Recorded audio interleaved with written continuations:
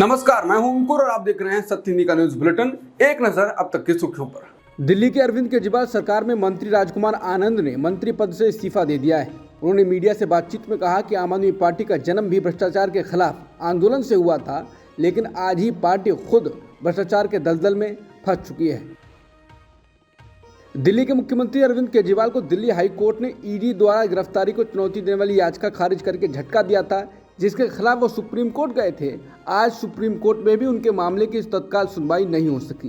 केजरीवाल की याचिका पर सुनवाई के लिए अगले हफ्ते की तारीख बताई गई है, जिसके चलते उन्हें लंबा इंतजार करना पड़ सकता है।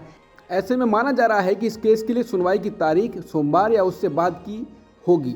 तिहाड़ जेल में बंद दिल्ली के मुख्यमंत्री अरविंद केजरीवाल को राउज एवेन्यू कोर्ट से बड़ा झटका लगा है। वो अब हफ्ते में केवल 2 बार ही अपने वकीलों से मुलाकात कर पाएंगे। उन्होंने हफ्ते में 5 बार वकीलों से मुलाकात करने की मांग की थी, हालांकि कोर्ट ने इस याचिका को खारिज कर दिया।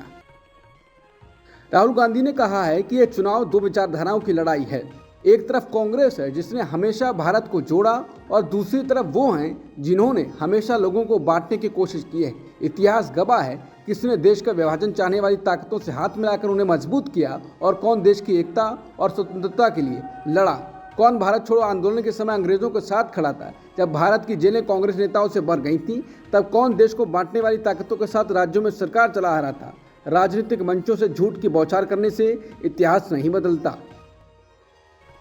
एनसीपी के नेता प्रफुल्ल पटेल ने कहा है कि इंडिया गठबंधन के नेता सिर्फ फोटोग्राफर के लिए मिलते हैं और उनके पास कोई प्लान नहीं है।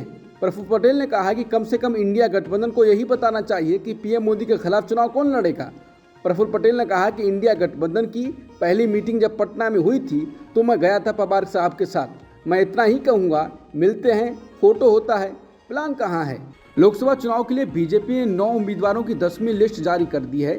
चंडीगढ़ से 2 बार से सांसद रही किरण खेर का टिकट काट दिया गया है और उनकी जगह संजय टंडन को टिकट दिया गया है। मैनपुरी से डिम्पल यादव के खिलाफ जयवीर सिंह ठाकुर को उम्मीदवार बनाया गया है। वहीं आसनसोल से एसएस अहलूवालिया को टिकट दिया गया है। बीजेपी ने पहले इस सीट से भोजपुरी सिंगर और एक्टर पवन सिंह को उम्मीदवार बनाया था, लेकिन उन्होंने चुनाव लड़ने से इनकार कर दिया था। भोजपुरी फिल्मों के अभिनेता पवन सिंह ने कहा है कि वो बिहार की काराकाट सीट से निर्दलीय चुनाव लड़ेंगे। इससे पहले उन्हें बीजेपी ने आसनसोल से वही टिकट दिया था, लेकिन उन्होंने चुनाव लड़ने से इनकार कर दिया था। अब उन्होंने अपने एक्स अकाउंट पर जानकारी दी है कि वो निर्दलीय चुनाव लड़ेंगे। बता दें, एनडीए गठबंधन में काराकाट लोकसभा सीट उपेंद्र कुशवाहा को गई है। वो इस सीट से एनडीए के प्रत्याशी हैं।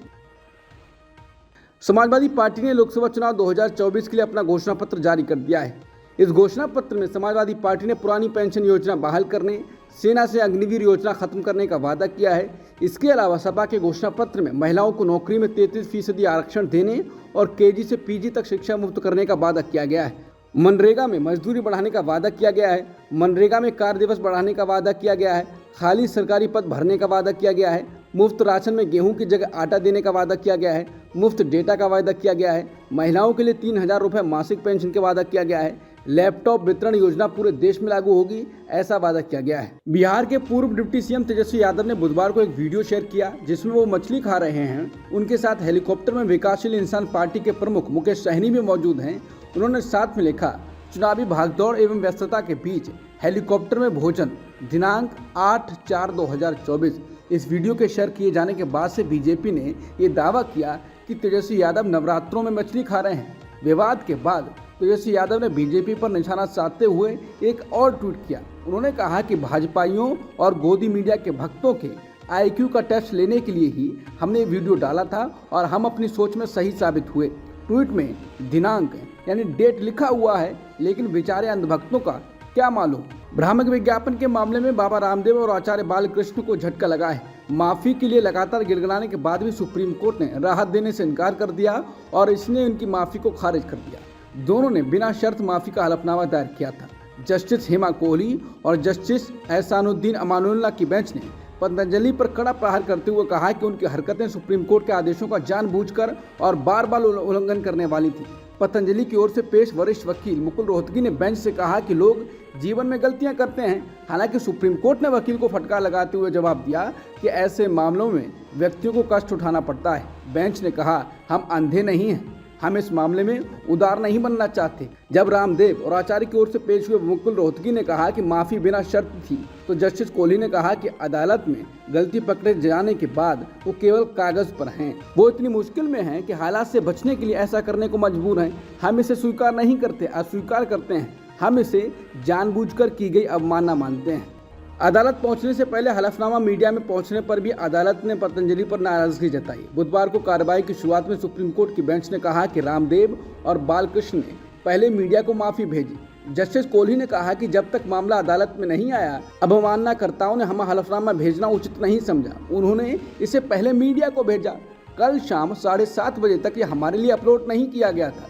वो साफ तौर पर प्रचार में विश्वास करते हैं। पतंजलि संस्थापकों की ओर से पेश वरिष्ठ वकील मुकुल रोहतगी ने कहा कि वो रजिस्ट्री की ओर से नहीं बोल सकते और माफ़ी मांगी जा चुकी है। एनडीटीवी की रिपोर्ट के अनुसार जैसे ही उन्होंने हलफनामे पढ़े, जस्टिस अमानुल्लाह ने कहा, आप हलफनामे से भी धोखाधड़ी कर रहे हैं। इसे किसने तैयार किया? मैं स्तब्ध हूँ।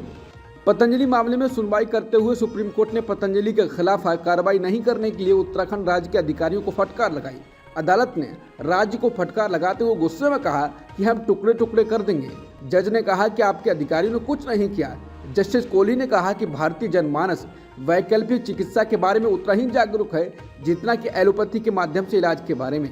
उन्होंने कहा कि वो कहते हैं विज्ञापन का उद्देश्य लोगों को आयुर्वेदिक दवाओं से जोड़े रखना था, जैसे कि वो दुनिया में आयुर्वेदिक दवाएं लाने वाले पहले व्यक्ति हों। जस्टिस अमानुल्लाह ने कहा कि सुप्रीम कोर्ट अब मजाक बन गया है। उन्होंने कहा कि आज हमारे आदेश से अधिकारी निलंबित हो जाएंगे। पश्चिम बंगाल के संदेश खाली में टीएमसी नेताओं के खिलाफ कथित यौन उत्पीड़न और जमीन हड़पने के आरोपों की जांच का आदेश कलकत्ता हाईकोर्ट ने दिया है। ये जांच अदालत की निगरानी में की जाएगी। हालांकि सीबीआई पहले से ही ईडी के अधिकारियों पर इसी इलाके में हमले की जांच कर रही है। इस बार पीएम मोदी दक्षिण भारत में काफी जोर शोर से मेहनत कर रहे हैं। कल रोड शो करने के बाद आज भी पीएम मोदी तमिलनाडु में हैं। आज उन्होंने वेल्लोर में चुनाव प्रचार के दौरान कहा कि तमिलनाडु में बीजेपी और एनडीए को जबरदस्त समर्थन मिल रहा है। उन्होंने ये भी कहा कि एनडीए ने इस दशक में विकसित भारत की नींव तैयार की है।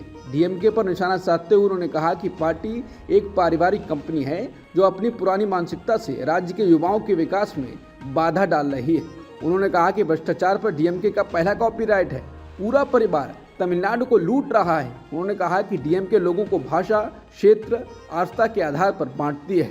केंद्रीय सामाजिक न्याय राज्य मंत्री रामदास अठावले ने उन आरोपों को खारिज कर दिया है कि नरेंद्र मोदी के नेतृत्व वाली एनडीए सरकार संविधान को बदलने की योजना बना रही है। एक प्रमुख दलित नेता और रिपब्लिकन पार्टी ऑफ इंडिया के प्रमुख अठावले ने कहा कि अगर संविधान को बदलने का कोई प्रयास किया गया तो वो इस्तीफा दे देंगे। भाजपा ने दुनिया के कई देशों के करीब 25 विदेशी दलों को भारत का चुनाव देखने और बीजेपी के चुनावी अभियान को करीब से देखने के लिए आमंत्रित किया है। इसमें 13 विदेशी दलों ने अपने प्रतिनिधिमंडल के भारत दौरे की पुष्टि की है। अंग्रेजी अखबार द इंडियन एक्सप्रेस की एक रिपोर्ट में भाजपा द्वारा विदेशी दलों को दिए गए इस आमंत्रण के बारे में विस्तार से जानकारी दी गई है। इस रिपोर्ट में कहा गया है कि दुनिया भर के कई देशों के कई दलों के नेता लोकसभा चुनाव के दौरान भाजपा के निमंत्रण पर चुनाव को देखने और सत्तारूढ़ पार्टी के अभियान रणनीतियों को समझने के लिए भारत को दौरा करने के लिए तैयार हैं। ईरान के सर्वोच्च नेता आयतुल्लाह अली खामेनी ने कहा कि सीरिया की राजधानी में ईरान की वाणिज्य दूतावास पर आत्मघाती हमला करने के लिए इजरायल को सजा मिलनी चाहिए और उसे सजा दी जाएगी। अली खामेनी ने ईद के मौके पर ईरान की राजधानी तेहरान में एक सभा को संबोधित करते हुए ये बात कही। अमेरिकी राष्ट्रपति जो बाइडेन ने कहा है कि गजा के मामले में इजरायल के प्रधानमंत्री बेन्यामिन नेतन्याहू गलती कर रहे हैं। उन्होंने कहा कि मुझे लगता है कि वो गलती कर रहे हैं, मैं उनके रवैये से सहमत नहीं हूँ। उन्होंने कहा कि अगले 6 से 7 सप्ताह के लिए गजा में भोजन और दवाइयों की पूरी आपूर्ति होनी चाहिए। बता दें, संघर्ष विराम पर कई सप्ताहों से चल रही वार्ता असफल हो रही है, लेकिन अब अंतर्राष्ट्रीय दबाव बढ़ता जा रहा है। कनाडा की सरकार ने पिछले दिनों आरोप लगाते हुए कहा था कि भारत उसके चुनाव में दखल दे रहा है। हालांकि बाद में वो उन आरोपों से पीछे हट गया। अब कनाडाई सुरक्षा खुफिया सेवा यानी CSIS की ओर से बड़ा खुलासा किया गया है। एक रिपोर्ट सामने आई है कि जिसमें चीन पर कई गंभीर आरोप लगाए हैं। इस रिपोर्ट में कहा गया है कि चीन ने कनाडा के पिछले 2 चुनाव में हस्तक्षेप किया है। CSIS की जांच रिपोर्ट में कहा गया है कि 2019 और 2021 के आम चुनाव में चीन ने दखल दिया है और उसमें प्रधानमंत्री जस्टिन ट्रूडो की लिबरल पार्टी को जीत मिली थी। विपक्ष लगातार इस मुद्दे को उठा रहा था और विदेशी दखल की बात कर रहा था। अब तक की सुर्खियों में इतना ही। बाकी खबरों के लिए बने रहिए सत्यहिंदी.com के साथ।